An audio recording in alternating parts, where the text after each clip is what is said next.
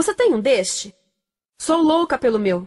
Na verdade, adoro todas as minhas coisas. Já se perguntou de onde vêm todas as coisas que compramos e para onde vão quando nos desfazemos delas? Não conseguia deixar de pensar nisso, por isso quis saber mais sobre o assunto. E os livros diziam que as coisas se deslocam ao longo de um sistema. Da extração para a produção, para a distribuição, para o consumo e para o tratamento de lixo. Isso tudo se chama a economia de materiais. Bem, estudei um pouco mais. Eu passei 10 anos viajando pelo mundo atrás de pistas de onde vêm as nossas coisas e para onde vão. E sabe o que eu descobri? Esta não é toda a história. Falta muita coisa nessa explicação.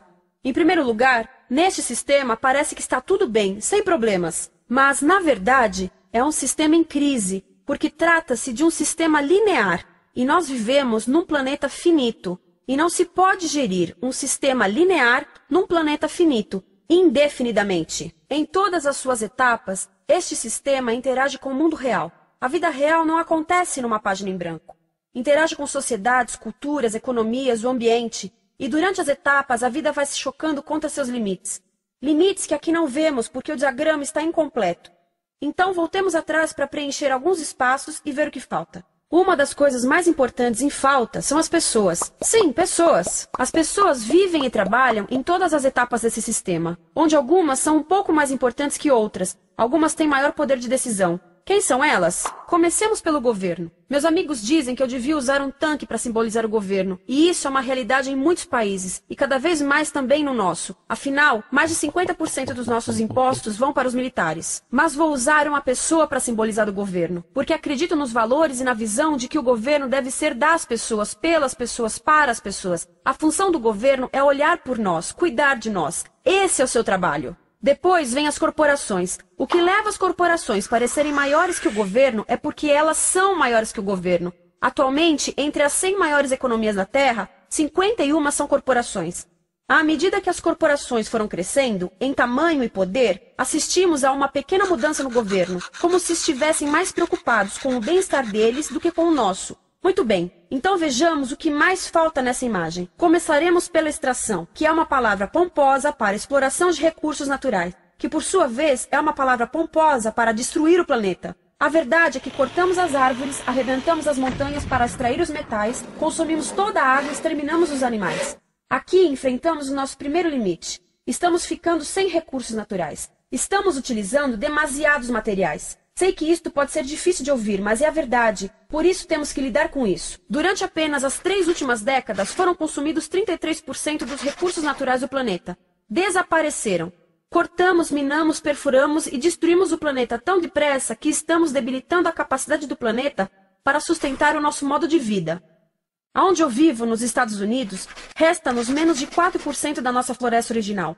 40% dos cursos de água estão impróprios para o consumo. E o nosso problema não é apenas estarmos utilizando demasiados recursos, mas o fato de estarmos utilizando mais do que a nossa parte. Temos 5% da população mundial, mas usamos 30% dos recursos mundiais. Se todos consumissem ao ritmo dos Estados Unidos, precisaríamos de 3 a 5 planetas. E sabem uma coisa? Só temos um. Então, a resposta do meu país a essa limitação é simplesmente ir tomar dos outros. Este é o terceiro mundo, que alguém dirá tratar-se apenas de uma expressão para designar o local para onde foram as nossas matérias-primas. E o que é que acontece?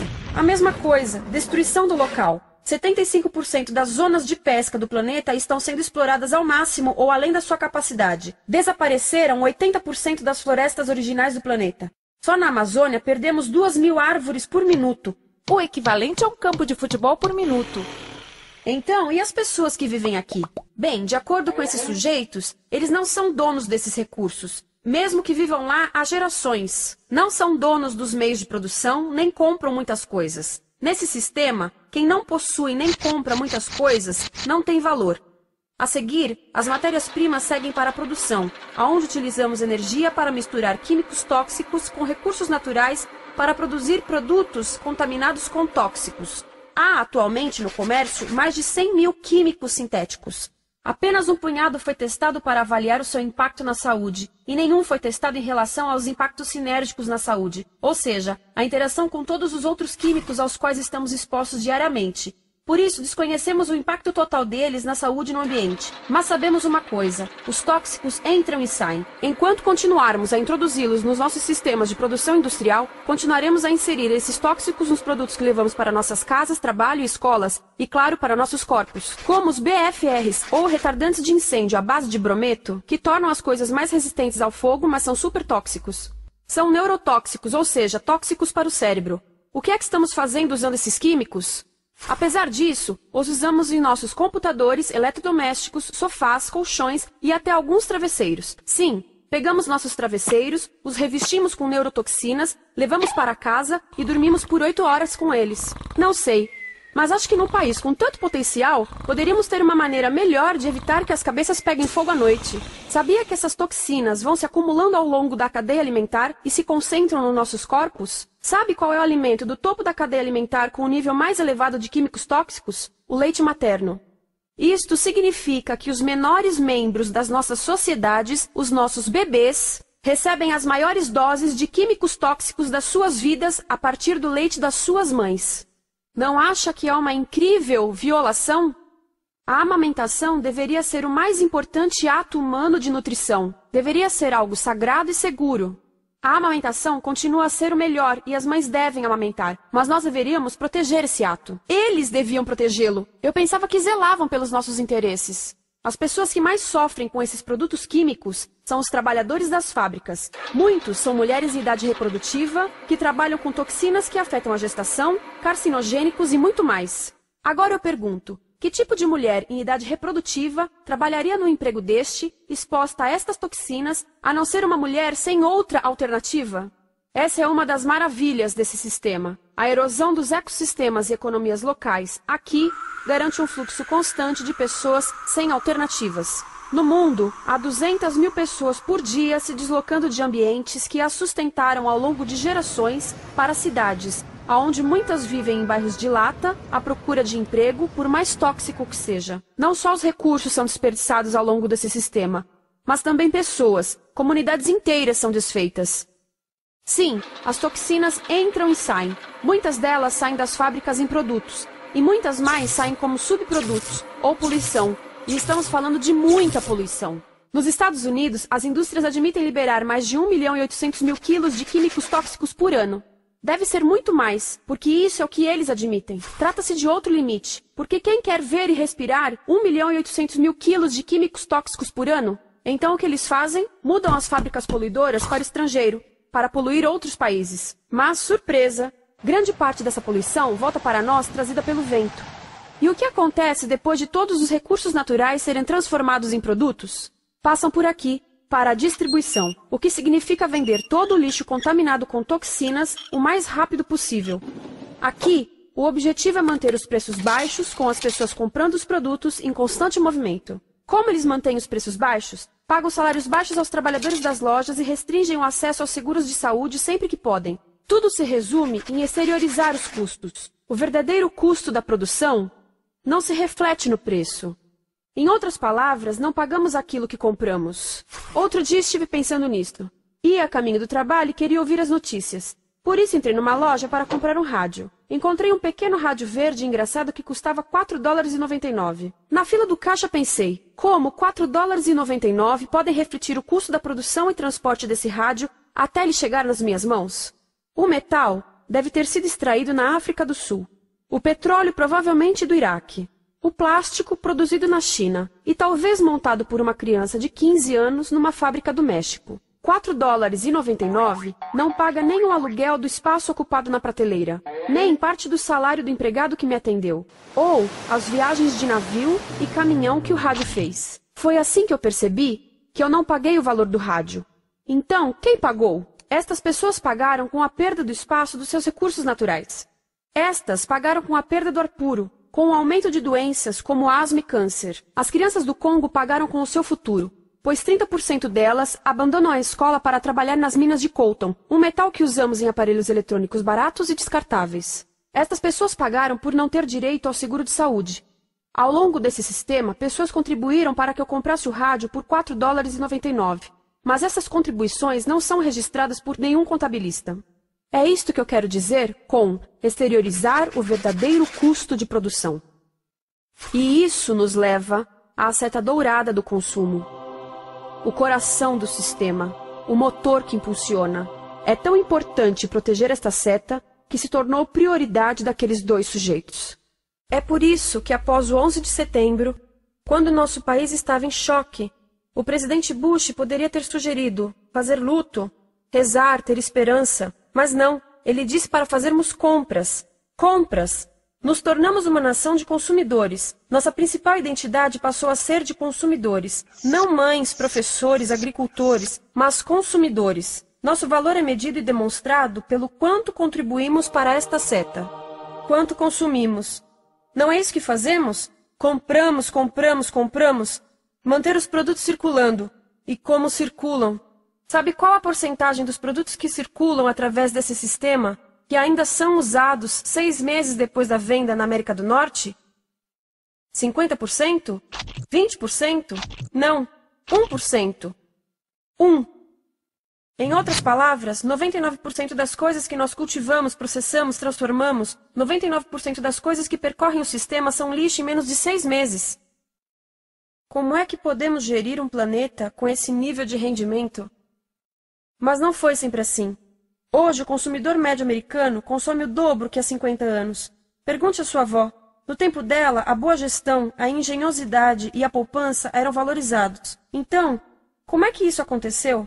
Bem, não aconteceu simplesmente. Foi planejado. Pouco depois da Segunda Guerra Mundial, estes sujeitos estudavam a forma de impulsionar a economia. O analista de vendas Victor Lebow articulou a solução que se tornaria a norma de todo o sistema. Ele disse: a nossa enorme economia produtiva exige que façamos do consumo a nossa forma de vida, que tornemos a compra e o uso de bens em rituais, que procuremos a nossa satisfação espiritual, a satisfação do nosso ego no consumo. Precisamos que as coisas sejam consumidas, destruídas, substituídas e descartadas a um ritmo cada vez maior. O conselheiro econômico do presidente Eisenhower disse: o principal objetivo da economia americana é produzir mais bens de consumo. Mais bens de consumo? O nosso principal objetivo?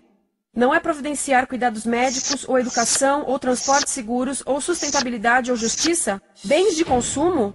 Como é que eles nos fizeram adotar esse sistema de forma tão entusiástica? Bem, duas das suas estratégias mais bem-sucedidas são a obsolescência planejada e a obsolescência perceptiva. A obsolescência planejada é uma outra forma de dizer criado para ir para o lixo. Eles fazem as coisas de modo que sejam inúteis tão rápido quanto possível para jogarmos fora e voltarmos a comprar. Isso é óbvio em sacolas ou copos de plástico, mas verifica-se isso em coisas maiores como esfregões, DVDs, máquinas fotográficas, churrasqueiras, quase tudo, até computadores. Já reparou que quando compra um computador, a tecnologia muda tão rápido que em poucos anos se torna quase um impedimento para a comunicação? Fiquei curiosa e abri um desses computadores para ver o que tinha dentro, e descobri que a peça que se muda a cada ano é apenas uma pecinha no canto. Mas não se pode mudar apenas essa peça, porque cada nova versão tem um formato diferente. Tem que jogar tudo fora e comprar um novo. Estive lendo sobre o design industrial da década de 50, quando a obsolescência planejada começou a aparecer. Esses designers eram muito claros sobre o assunto. Chegavam a debater quão rápido conseguiam que um aparelho avariasse, mas de modo que o consumidor mantivesse fé suficiente para ir comprar outro. Foi tão intencional, mas as coisas não avariam suficientemente rápido para manter essa seta funcionando. Por isso existe também a obsolescência perceptiva. A obsolescência perceptiva nos convence a jogar fora coisas que ainda são perfeitamente úteis. Como fazem isso? Mudam a aparência das coisas. Por isso, se comprou suas coisas há alguns anos, todos percebem que você não tem contribuído para essa seta. E como o nosso valor depende da nossa contribuição para essa seta, isso pode ser embaraçoso. Por exemplo, se eu tiver o mesmo monitor de computador gordo e branco na minha mesa por 5 anos e a minha colega tiver comprado um computador novo, ela vai ter um monitor plano brilhante que combina com o computador, com o celular e até com as canetas. Ela parece estar operando uma nave espacial e eu pareço que tenho uma máquina de lavar na mesa. A moda é outro bom exemplo. Já se perguntou por que os saltos dos sapatos das mulheres passam de largos para finos num ano e no próximo de finos para largos? Não é por haver um debate sobre qual deles é mais saudável. É porque usar saltos largos num ano de saltos finos mostra que você não contribuiu recentemente para a seta. Por isso não vale tanto quanto a pessoa com saltos finos ao seu lado, ou em um anúncio. É para comprarmos sapatos novos. A publicidade e a mídia em geral têm um papel importante nisto. Cada um de nós nos Estados Unidos é bombardeado com mais de 3.000 anúncios por dia. Vemos mais publicidade num ano do que as pessoas há 50 anos viam em toda a vida. Qual é o objetivo de um anúncio, se não nos fazer infelizes com o que temos? Por isso, nos dizem 3.000 vezes por dia que nosso cabelo está errado, nossa pele, nossa roupa, nossos móveis, nossos carros, nós estamos errados. Mas tudo se resolve se formos às compras. A mídia também ajuda a esconder tudo isto e isto. Por isso, a única parte da economia que vemos são as compras. A extração, produção e envio para o lixo acontecem fora do nosso campo de visão. Por isso, nos Estados Unidos, temos mais coisas do que tivemos antes, mas pesquisas mostram nossa felicidade declinando. Nossa felicidade teve seu pico na década de 50, a mesma época em que a febre consumista explodiu. Coincidência interessante. Acho que sei o porquê. Temos mais coisas, porém menos tempo para o que realmente nos faz felizes. Amigos, família, tempo livre. Estamos trabalhando mais do que nunca. Analistas dizem que não temos tão pouco tempo livre desde a sociedade feudal. E sabem quais são as duas atividades que mais fazemos no pouco tempo livre que temos? Ver televisão e fazer compras. Nós, americanos, passamos 3 a 4 vezes mais tempo comprando do que os europeus. Assim, nessa situação ridícula, vamos trabalhar talvez em 2 empregos, e quando chegamos em casa exaustos e sentamos no sofá novo para ver televisão, os anúncios dizem que não prestamos, então vamos às compras para nos sentirmos melhor. Depois trabalhamos mais para pagar o que compramos e chegamos em casa mais cansados, vemos mais televisão que nos diz para fazermos compras outra vez. E estamos nesse ciclo de trabalhar, ver, comprar, e podíamos simplesmente parar. Então, no final, o que acontece a todas essas coisas que compramos? Nesse ritmo de consumo, não cabe tudo em casa, apesar do tamanho médio das casas ter duplicado nesse país desde os anos 70. Vai tudo para o lixo, e isso nos leva ao tratamento do lixo. Essa é a parte da economia de materiais que conhecemos melhor, porque nós temos de levar o lixo até a esquina. Cada americano produz 2 quilos de lixo por dia, o dobro do que fazíamos há 30 anos.